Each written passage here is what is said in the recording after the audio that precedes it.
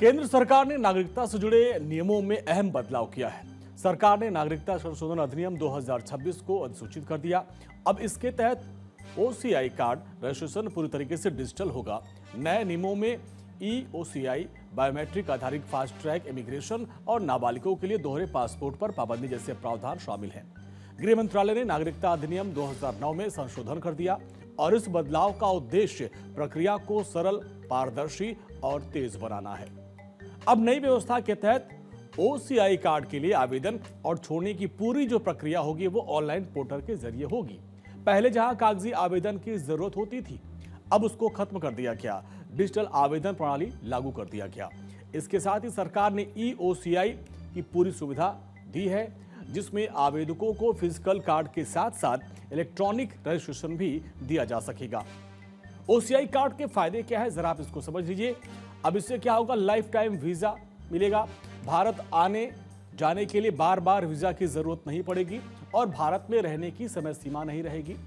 अनिश्चित समय तक भारत में रह सकते हैं। एनआरआई जैसी सुविधा मिलेगी। भारत में बैंक, नौकरी और पढ़ाई के लिए कई सुविधाएं मिलेंगी। इसके अलावा प्रॉपर्टी खरीदने की अनुमति मिलेगी। कृषि भूमि को छोड़कर प्रॉपर्टी भी खरीद सकते हैं। परिवार को भी ओसीआई सुविधा मिलेगी। अब इसके तहत परिवार के सदस्य भी ओसीआई ले सकते हैं। आपको बता दें कि आखिर ओसीआई से क्या क्या सुविधाएं मिलती है। ओसीआई कार्ड धारकों को भारत में आजीवन मल्टीपल एंट्री वीजा मिलेगा। आर्थिक और शैक्षणिक सुविधा मिलती रहेगी।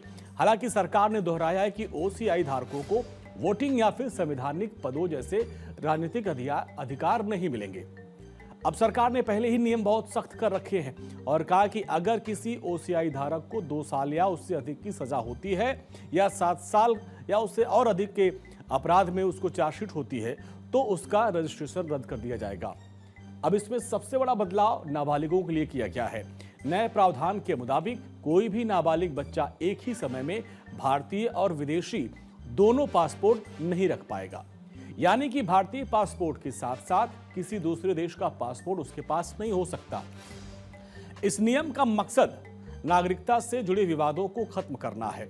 गृह मंत्रालय ने इन नियमों को 2009 के पुराने नियमों की जगह लागू किया है। ओसीआई योजना 2005 में नागरिकता अधिनियम 1955 में संशोधन के जरिए शुरू की गई थी। अब इसके तहत भारतीय मूल के लोगों को ओसीआई के रूप में रजिस्ट्रेशन करने की सुविधा दी जाती है। हालांकि पाकिस्तान या बांग्लादेश से जुड़े लोगों को इसमें शामिल नहीं किया जाता है।